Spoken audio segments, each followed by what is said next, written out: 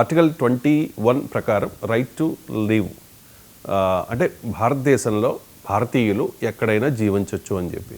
కానీ రీసెంట్గా తెలంగాణలో ఒక ఉద్యమం స్టార్ట్ అయింది సార్, అది మార్వాడి గో బ్యాక్ అని చెప్పి. మార్వాడీలు చాలా సిస్టమేటిక్గా బిజినెస్ చేస్తారు, చాలా డిసిప్లైన్గా ఉంటారు, ప్రతి రూపాయికి కూడా చాలా వాల్యూ ఇస్తారని చెప్తూ ఉంటారు. మార్వాడీల వ్యాపార రహస్యం అదే అని చెప్పి చాలా చదివాను నేను కూడా. సో ఆ మార్వాడీల్ని ఇప్పుడు వెళ్ళిపోమంటూ ఉన్నారు సార్. మార్వాడీల వల్ల స్థానిక వ్యాపారులకు నష్టం జరుగుతోంది అనేది ఈ తెలంగాణలో ఉన్న కొంతమంది మాత్రమే చేస్తున్న ఎలిగేషన్. ఏంటి సార్ ఈ మార్వాడి గో బ్యాక్ ఉద్యమం మీద మీ కామెంట్ ఏంటి? వాళ్ళు వెళ్ళిపోవాలా ఆ ప్లేస్కి? ఏంటంటే ఒక్కొక్కప్పుడు చిన్న చిన్న విషయాలు కూడా ఏ విధంగా దారి తీస్తాయి అన్నది ఇది ఒక ఉదాహరణ. యాక్చువల్గా మీరు చూసుకుంటే హైదరాబాద్ సికింద్రాబాద్ ప్రాంతంలో ఉన్న మొండా మార్కెట్ అని ఉంటుంది. అక్కడ ఒక పార్కింగ్ సందర్భంగా జరిగిన వివాదం. ఒక పార్కింగ్లో ఒక వ్యక్తి పార్కింగ్ చేసుకోవడానికి వస్తే అక్కడ ఇంకొక వ్యక్తి తన కారు పెట్టుకోవడానికి వచ్చినప్పుడు వీళ్ళిద్దరి మధ్య జరిగిన వాదోపవాదం. సో దానివల్ల అక్కడ ఈ కొత్త అంశం ఒకటి లేవనెత్తింది. మార్వాడీలు నాన్ మార్వాడీలు అని చెప్పేసి ఒక అంశం లేవనెత్తి దాన్ని పెద్ద చర్చనీయాంశంగా మారి సంఘంలో లబ్ధ ప్రతిష్ఠులు ఎవరైతే ఉన్నారో వారందరూ కూడా దీని గురించి కామెంట్స్ చేయడం. ఆ తర్వాత రాజకీయ పక్షాలు ఫైనల్గా దిగుతాయి. ఏ రంగంలో అయినా కూడా రాజకీయ పక్షాలు దిగి ఈ విధంగా మాట్లాడడం అన్నది చాలా దురదృష్టకరమైన అంశం. ఎందుకంటే మీరు అన్నట్టు భారత రాజ్యాంగంలో ఎవరికైనా ఎక్కడికైనా వెళ్ళే అధికారం రాజ్యాంగం మనకి ఇచ్చింది. ఎవరు ఏ వృత్తినైనా వాళ్ళు ఎక్కడైనా చేసుకోవచ్చు అన్నది రాజ్యాంగంలో ఉన్న వెసులుబాటు అందరికీ. అందువల్ల ఇప్పుడు మనం ఫర్ ఎగ్జాంపుల్ ట్రంప్ అమెరికాలో భారతదేశం చాలా మంది ఉన్నాం, మనం ఆంధ్ర తెలంగాణ నుంచి చాలా మంది ఉన్నాం. ఆయన అమెరికా ఫస్ట్ అంటూ మనం భారతీయులందరినీ కూడా వెళ్ళిపోండి అంటే ఎలా ఉంటుందండి? సో ప్రతి ఒక్క విభాగం కూడా వారు కొన్ని రంగాలలో నిష్ణాతులై ఉంటారు. మీరు అన్నట్టు మార్వాడి సమాజం ఏదైతే ఉందో వాళ్ళు బిజినెస్లో ఎప్పటి నుంచో వాళ్ళ తరతరాలుగా వీళ్ళు బిజినెస్లోనే ఉన్నారు. సో వారు వచ్చి మొత్తం కేవలం తెలంగాణ మాత్రమే కాదు మొత్తం భారతదేశంలో కూడా వ్యాపారాలు ఎక్కువగా ఈ సామాజిక వర్గం ఏదైతే ఉందో మార్వాడీలు చేస్తూ ఉంటారన్నది మనం చూస్తాం. అదేవిధంగా వాళ్ళ కుటుంబ సభ్యులని వాళ్ళ బంధువుల్ని కూడా ఈ విధమైన వ్యాపారంలో వాళ్ళు ముందుకు తీసుకోవడానికి ప్రయత్నం చేస్తూ ఉంటారు. సో దానివల్ల ఇప్పుడు వారు ఎప్పుడో తరతరాలుగా ఉన్నారు ఇక్కడ, ఎన్నో వాళ్ళ జనరేషన్స్ ఇక్కడ ఉన్నాయి. ఇప్పుడు సడన్ గా ఈ విధంగా వాళ్ళ వల్ల మన వ్యాపారాలు దెబ్బతింటున్నాయన్న ధోరణి ఒకటి తీసుకొచ్చి సమాజంలో ఒక విభజనకు ఈ విధంగా మాట్లాడడం అన్నది సబబు కాదు.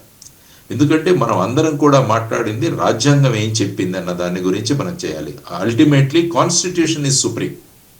రాజ్యాంగంలో పొందుపరచబడిన విషయాలు ఏవైతే ఉన్నాయో వాటిని బలోపేతం చేయడానికి అందరూ కలిసి పనిచేస్తే అప్పుడు ఏమవుతుందంటే ఒక మంచి సమాజం ఏర్పడుతుంది.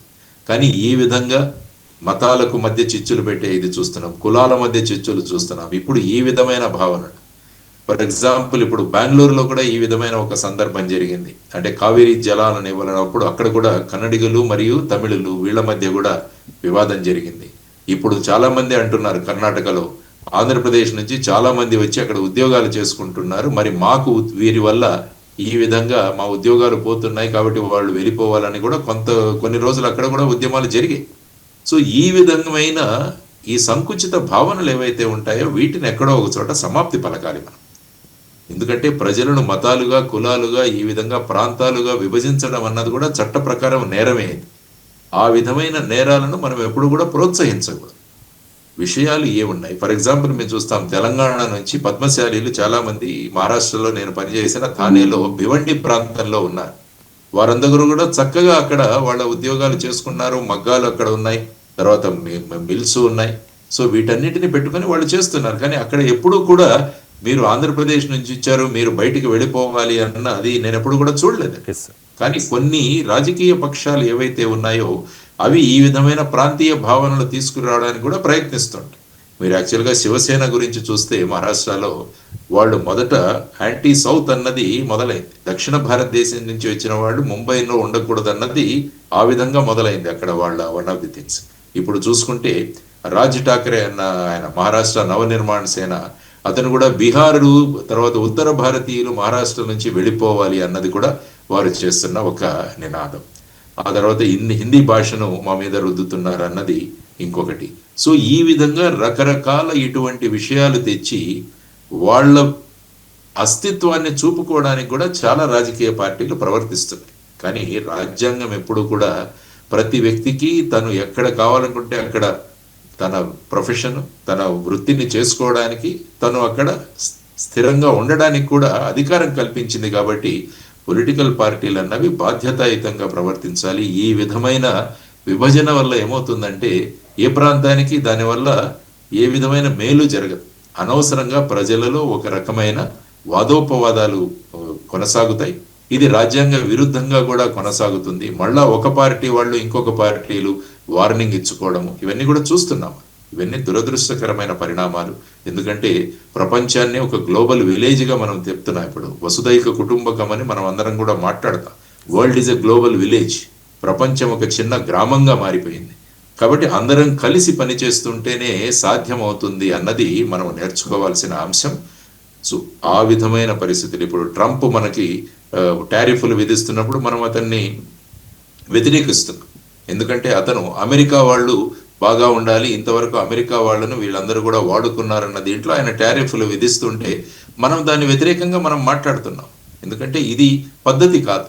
ఎందుకంటే మీ మీద మేము డిపెండ్ అయి ఉన్నాం, మా మీద మీరు డిపెండ్ అయి ఉన్నారు. ఇదంతా కూడా మనం అందరం కలిసి పని చేయాల్సిన వ్యవస్థ అని మనం మన భావాలను వ్యక్తం చేస్తున్నాం. సేమ్ థింగ్ ఇక్కడ కూడా.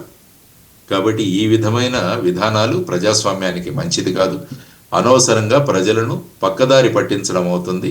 అందువల్ల రాజకీయ పక్షాలన్నీ కూడా ఇక్కడ ఉన్న యువతరానికి ఏ విధంగా ఉద్యోగాలు వస్తాయి, వాళ్లకు ఏ విధంగా స్కిల్ డెవలప్మెంట్ మనం చేయాలి, నైపుణ్యాలు ఎలా పెంచాలి, ఇది ముఖ్యంగా. ఎందుకంటే నిరుద్యోగం అన్నది పెరిగిపోవడం వల్ల ఈ విధమైన కామెంట్స్ ఏవైతే ఉంటాయో అవి ప్రజలను ఆకర్షిస్తాయి.